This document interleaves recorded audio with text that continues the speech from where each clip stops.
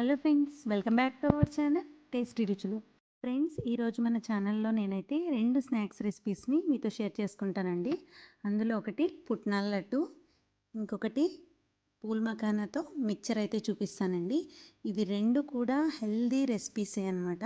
So ఈ రెండిట్లో కూడా ప్రోటీన్ అనేది రిచ్ ఉండడం వల్ల పిల్లలకు కానీ, వెయిట్ లాస్ అవ్వాలనుకునే వాళ్ళకి కానీ ఇవి బెస్ట్ స్నాక్స్ అనే చెప్పుకోవాలండి. ఇవి టేస్టీగా ఉంటాయి, ఇంకా చేయడం కూడా క్విక్గానే అయిపోతుంది.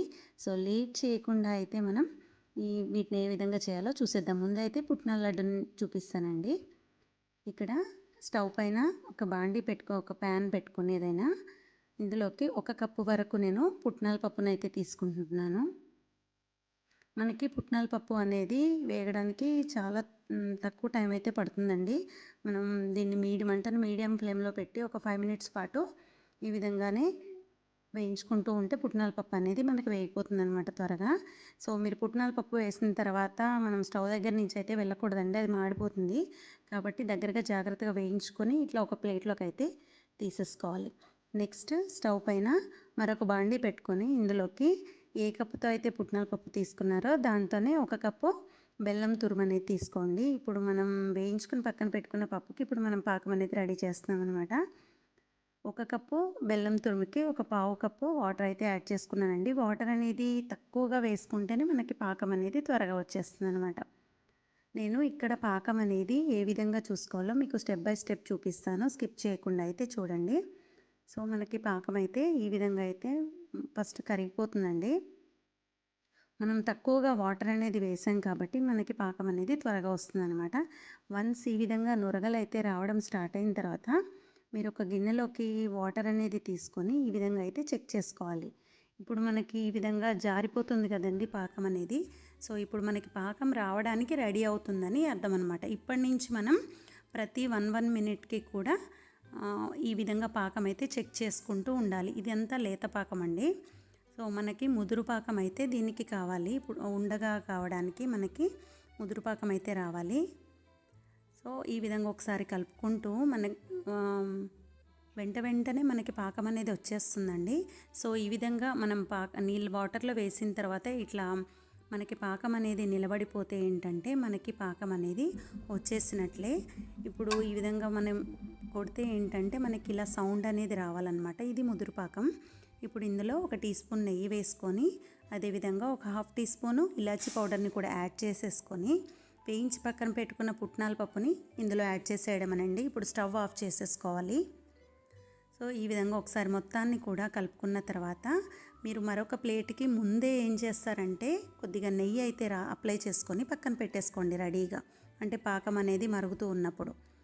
సో ఇక్కడైతే నేను ఒక ప్లేట్కి నెయ్యి రాసుకొని రెడీగా పెట్టుకున్నానండి, స్టిక్ అవ్వకుండా అనమాట పాకము. ఇప్పుడైతే మనం ఈ ప్లేట్లోకి అయితే ఇది మొత్తాన్ని పుట్నాల పప్పు పాకాన్ని మొత్తం తీసేసుకుందాము. మీరు గరిటెకి ఉన్నది చేత్తో అయితే తీకండి, వేడిగా ఉంటుంది కదా. సో అందుకనే నేను ఫోర్క్తో అయితే తీసాను అనమాట. ఒకసారి గరిటెతో ఈ విధంగా కలుపుకుంటే ఏంటంటే బెల్లం అనేది అడుగున ఉన్న బెల్లం అనేది కిందికి వెళ్ళిపోకుండా మొత్తం ఈవెన్గా అయితే స్ప్రెడ్ అవుతుందండి. సో మీకు కాలకుండా ఏం చేస్తారంటే పక్కన ఒక గిన్నెలో వాటర్ని పట్టుకొని ఫస్ట్ మీ చేతిని వాటర్లో తడుపుకొని తర్వాత కొద్దిగా తీసుకొని ఈ విధంగా ఉండల్లాగా అయితే చుట్టుకోండి. ఫస్ట్ అయితే మీరు రౌండ్ షేప్ రానవసరం లేదండి, డైరెక్ట్గా ఇట్లా ఉండలా చేసుకొని పక్కన పెట్టేసుకోండి. తర్వాత కొంచెం గట్టి పడిన తర్వాత అది ఈజీగా మనం రౌండ్గా ఈ విధంగా అయితే చేసేసుకోవచ్చు అనమాట. సో ఈ విధంగా అయితే మనం మిగతా మొత్తం పాకాన్ని కూడా ఈ విధంగా చిన్న చిన్న లడ్డూల్లాగా చేసేసుకుంటే ఏంటంటే డైలీ మనకి ఏదైనా స్నాక్ తినాలనిపిస్తే దీన్ని తినేసేయచ్చండి. లైట్గానే ఉంటుంది స్వీట్ అనేది, ఇంకొకటి హెల్దీ అండ్ టేస్టీ, ఇంకా క్విక్గా కూడా అయిపోతుంది. పిల్లలు అయితే చాలా ఇష్టంగా తింటారండి. పెద్దవాళ్ళకు కూడా మంచి రెసిపీ, వెయిట్ లాస్ అవ్వాలనుకునే వాళ్ళకు కూడా. సో మన నెక్స్ట్ రెసిపీ వచ్చేసి పూల్ మఖానా మిక్చర్ అండి. సో ఈ పూల్ మఖానాలో కూడా మనకి చాలా ఎక్కువ ప్రోటీన్ అయితే ఉంటుందండి. మనకి క్రేవింగ్స్ అనేది ఉండదన్నమాట, మనకు వేరే తినాలి అన్నంత. ఇంకొకటి మెగ్నీషియం ఉండడం వల్ల మన హార్ట్కి కూడా చాలా మంచిదండి ఈ పూల్ మఖానా అనేది. ఇది మనకి మార్కెట్లో తక్కువ ప్రైస్లోనే లభిస్తుంది కాబట్టి మనం ఈజీగా ఈ స్నాక్ని అయితే చేసేసుకోవచ్చు. సో లేట్ చేయకుండా దీన్ని ఏ విధంగా చేయాలో అయితే చూసేద్దాం. ఇక్కడైతే స్టవ్ పైన నేను బాండి పెట్టుకొని ఇక్కడ మీరు ఎంత తీసుకుంటారో మీ ఇష్టం అండి, ఎన్నైనా చేసుకోవచ్చు అనమాట. నేనైతే ఇక్కడ ఒక గిన్నెడు పూల్ మఖానాన్ని తీసుకొని వీటిని ఫ్రై చేసుకుంటున్నాను అనమాట. అయితే మీరు డ్రై రోస్టే చేయాలండి, ఎలాంటి ఆయిల్ అనేది అవసరం లేదు. ఇవి మనకి 2-3 మినిట్స్లోనే మనకి వేగిపోతాయి అన్నమాట పూల్ మఖానా. వీటిని వేయించేటప్పుడు కూడా మంటని మీడియం ఫ్లేమ్లో ఉంచుకుని జాగ్రత్తగా వేయించుకోవాలి, ఎందుకంటే త్వరగా మాడిపోతాయి అన్నమాట. సో వేగాయో లేదో చూడడానికి ఈ విధంగా అయితే టెస్ట్ చేస్తున్నాను. సో ఈ విధంగా మనకి క్రంచీగా అయితే వచ్చేసాయండి. ఇప్పుడు స్టవ్ ఆఫ్ చేసుకొని తర్వాత మరొక బాండీ అయితే పెట్టుకోండి. ఇందులో ఒక 1.5 టీ స్పూన్ వరకు నేను నెయ్యిని తీసుకున్నాను అనమాట.